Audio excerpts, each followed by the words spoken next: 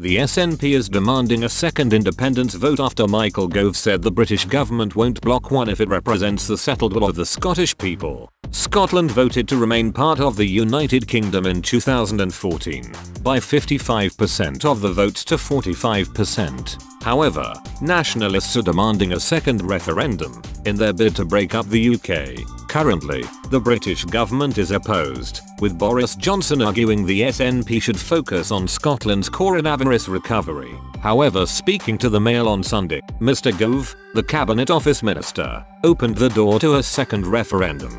He said, "The principle that the people of Scotland, in the right circumstances, can ask that question again is there. I just don't think that it is right, and the public doesn't think it is right, to ask that question at the moment. If it is the case that there is clearly a settled will in favor of a referendum, then one will occur." Mr. Gove didn't specify how the settled will of the Scottish people would be defined. Recent polls have shown a decline in support for leaving the UK, after a surge last year.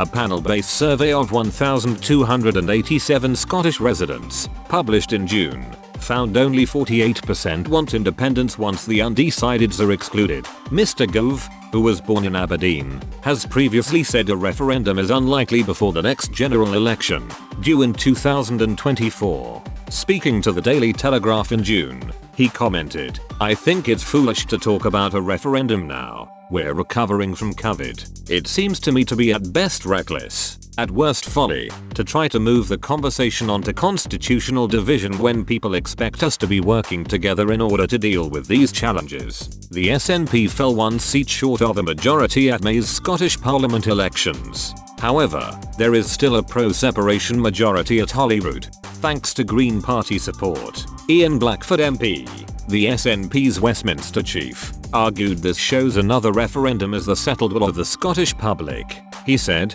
"It should not be news that the Tories are finally waking up to the fact that the people of Scotland have expressed their democratic wishes in an election that they want their future to be put into their hands. The fundamental point Michael Gove missed is that the people of Scotland have spoken and expressed their settled will that they want to hold a referendum when they elected a majority of independents, supporting MSPs to the Scottish Parliament just over 2 months ago.